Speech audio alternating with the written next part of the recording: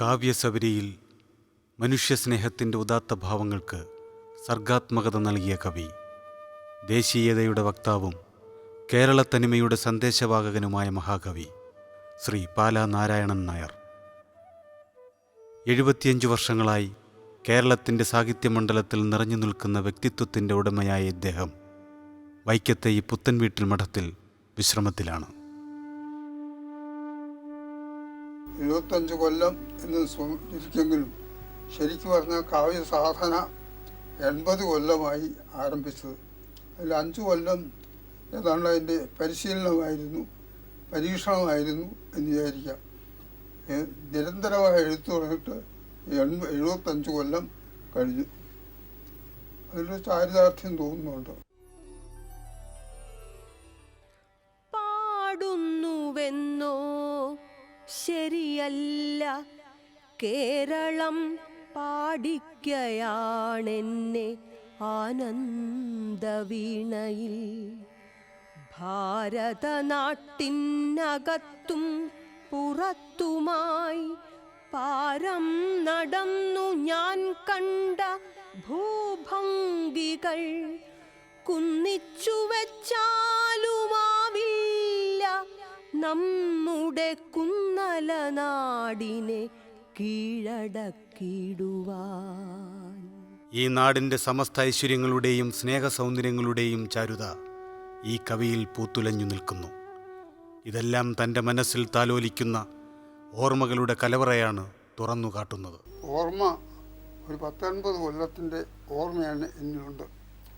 അതിൽ വളരെ പ്രാചീനമായ കാര്യങ്ങളുണ്ട്, ആധുനികമായ കാര്യങ്ങളുണ്ട്, പുരാണ സംബന്ധമായ കാര്യങ്ങളുണ്ട്.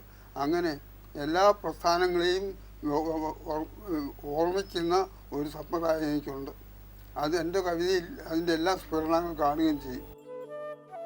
ഇദ്ദേഹത്തിൻ്റെ സർഗചേതനയെ ശക്തമായി കുലുക്കി ഉണർത്തിയത് കേരളത്തിൻ്റെ സാംസ്കാരിക മഹിമയും കേരള പ്രകൃതിയുടെ നിസ്തുല ചാരുതയുമാണ്.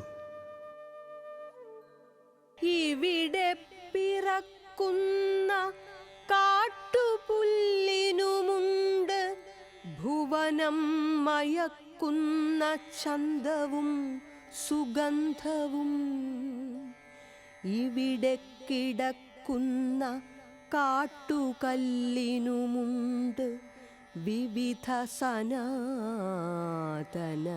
ചൈതന്യ പ്രതീകങ്ങൾ. എല്ലാ വർത്തമാനകാല സമസ്യകളെ അഭിമുഖീകരിക്കുവാനും അതിജീവിക്കുവാനും തുണയായപ്പോൾ പിന്നെ ആത്മാവിൻ്റെ ഈണങ്ങൾക്ക് ജീവൻ കൊടുക്കുവാൻ കവിക്ക് കാത്തു നിൽക്കേണ്ടി വന്നില്ല. ടാഗോറിൻ്റെ കൃതികൾ വായിച്ചാണ് എനിക്കൊരു ഇൻസ്പിറേഷൻ വന്നു. ആ ഇൻസ്പിറേഷനാണ് പൂക്കൾ ഉണ്ടാകാൻ കാരണം. അതിൻ്റെ രീതി അനുസരിച്ച് ചെറിയ ചെറിയ പാസേജായിട്ട് ചില പ്രേമ കാര്യങ്ങളും ചില ലൗകികമായ ചർച്ചകളും ഒക്കെ അതിനകത്ത് ചെയ്തിട്ടുണ്ട്. ചെറിയ പാസേജുകളാണ്. അത് ഗീതാഞ്ജലിയുടെ, ടാഗോറിൻ്റെ ഗീതാഞ്ജലിയുടെ സ്വാധീനമാണത്. പ്രണയാതുരമായ ഒരു മനസ്സിൻ്റെ പ്രതിസ്പന്ദനങ്ങൾ ഇദ്ദേഹത്തിൻ്റെ ആദ്യകാല കവിതകളെ ഹൃദ്യമാക്കുന്നു. കൽപ്പനാശബളവും അത്യന്തം സംഗീതാത്മകവുമാണ് പാലായുടെ കാവ്യശൈലി. പഞ്ചവാദ്യവും താളമേളവുമുണ്ടായില്ല, പഞ്ചമരാഗം കാട്ടുകുയിലിൻ കണ്ഠം പാടി. ആ മൃദുഗാനം ചെന്നു മാറ്റൊലിക്കൊണ്ടു പൊങ്ങും സാഗരഭംഗങ്ങളിൽ സഹ്യാദ്രികൂടങ്ങളിൽ.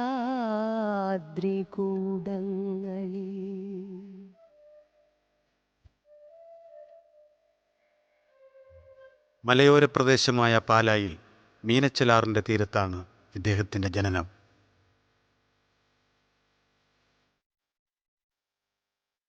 കവിയുടെ കാൽപ്പനികമായ സഞ്ചാരപഥത്തിൽ ഭാര്യ ലക്ഷ്മിക്കുട്ടി അമ്മയുമായുള്ള ദാമ്പത്യ ജീവിതം ഇവരുടെ ആത്മബന്ധത്തെ കാവ്യതുല്യമാക്കുന്നു.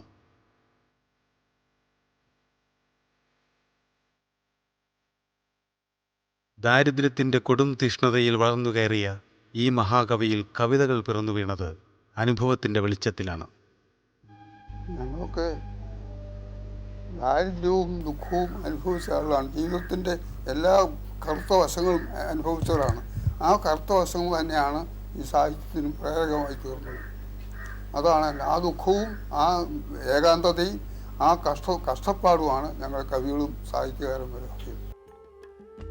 ചങ്ങമ്പുഴയ്ക്കൊപ്പം കാവ്യരംഗത്തു കടന്നു വന്ന പാല നാരായണൻ നായർ വിപുലമായ ഒരു കാവ്യസമ്പത്തിൻ്റെ ഉടമയാണ്. ചങ്ങമ്പുഴ ഞങ്ങൾ ഒരു പ്രായമാണ്, വളരെ 2 മാസത്തിൻ്റെ വ്യത്യാസമുള്ളൂ ഞങ്ങൾ തമ്മിൽ. അങ്ങനെ ഒരു ദരിദ്ര കുടുംബത്തിൽ വളരെ ബുദ്ധിമുട്ടി ജീവിച്ച ആളാണ് ചങ്ങമ്പുഴ. ആ ബാല്യം എൻ്റെ ബാല്യം തന്നെയാണ്. ഞാൻ പറവൂര് ഒരു ടെസ്റ്റ് എഴുതാൻ പോയി അവിടുത്തെ ഹൈസ്കൂളിൽ. സ്കൂൾ ഫൈനൽ പാസ്സായിട്ടുണ്ടേ ഉള്ളൂ. അപ്പം ഗവൺമെൻറ് ഉദ്യോഗം കിട്ടണമെങ്കിൽ ഒരു ടെസ്റ്റ് എഴുതി പാസ്സാകണം എന്ന് പബ്ലിക് സർവീസ് കമ്മീഷൻ്റെ ആദ്യത്തെ സംഘമാണ്. പബ്ലിക് സർവീസ് കമ്മീഷൻ എന്നൊരു രൂപം ഉണ്ടായത് ആ കാലത്താണ്. അവരുടെ ആദ്യത്തെ ടെസ്റ്റ് അതായിരുന്നു. ഞാൻ അവിടെ പോയി, അവിടെ എത്തി, അത് കഴിഞ്ഞു. പിന്നെ ഇറങ്ങി കഴിഞ്ഞപ്പോൾ അതിനടുത്ത ചങ്ങമ്പുഴയുടെ വീട് എടപ്പള്ളിയില്ലേ, എന്നാൽ കണ്ട അന്ന് ഞാൻ നടന്നു. അപ്പം ഞാൻ അവിടെ എത്തിയപ്പം കുറേ കുട്ടികളും നീരുമായിട്ട് ഇതുപോലെ അവിടെ. അപ്പം എന്നോട് ചോദിച്ചത് ആരാ? ഞാൻ പറഞ്ഞു ഞാൻ പാല നിൽക്കുന്നു വന്നത്. ആ പാല നാരായണൻ നായരാണോ എന്ന് ചോദിച്ചു. ഉടനെ മനുഷ്യൻ്റെ കാര്യങ്ങൾ മാറി. പിള്ളേരോടൊക്കെ പറഞ്ഞു, എടാ നിങ്ങളൊക്കെ പൊയ്ക്കൊള്ളണം, ഇനി 2 ദിവസം കഴിഞ്ഞ് വന്നാൽ മതി. പിന്നെ ഞങ്ങൾ തമ്മിലാ.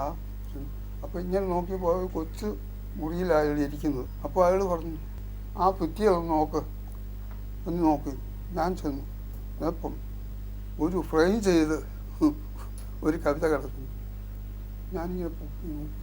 അപ്പോൾ എൻ്റെ ശൂർപ്പണഖ എന്നൊരു കവിതയുണ്ട്, അതാണെന്ന് ഞാൻ പറഞ്ഞു. എൻ്റെ കവിതയാണിത്. ഞാൻ ആ കവിത എനിക്ക് ഭംഗിയായിട്ട് തോന്നി, എന്തോ ആകർഷണം തോന്നി. അതുകൊണ്ട് ഞാൻ ഫ്രെയിം ചെയ്യാനൊന്നും അയാളെ കൊണ്ട് സാധിക്കില്ല. പെട്ടി ഒട്ടിച്ച് ബേസ് ബോർഡിൽ ഒട്ടിച്ച് അവിടെ ഒരു തൂക്കം വിട്ട് അവിടെ വെച്ചിരിക്കുക അതിൻ്റെ മുകളിൽ. വേറെ ഒന്നും തന്നെ ഞാൻ അത്ര ആദരിക്കുന്നു ബഹുമാനിക്കുന്നു എന്നുള്ളത് കണ്ടു. ഇത് തന്നെ. പിന്നെ ഞങ്ങൾ 3 ദിവസം ഒന്നിച്ചായിരുന്നു, രാത്രിയും പകലും. ആ വീട്ടിൽ അയാളുടെ അനിയൻ പ്രഭാകരനുണ്ട്, അമ്മയുണ്ട്, അമ്മയുടെ അനിയത്തി ഒരു ഇതുണ്ട്. ഞങ്ങളെല്ലാം ഒരു വീട് പോലെ കഴിഞ്ഞു. ഞാനും പട്ടിണിക്കാരനും അങ്ങനെയും പട്ടിണി. ആർക്കാ കൂടുതൽ പട്ടിണി എന്നുള്ളത് അറിയാൻ മേല. ഞങ്ങൾ മത്സരമായിരുന്നു. ആ ദാരിദ്ര്യവും ദുഃഖവും വിഷമവുമാണ് അങ്ങനെ കവിയാക്കിയത്. അത് തന്നെയായിരുന്നു എൻ്റെ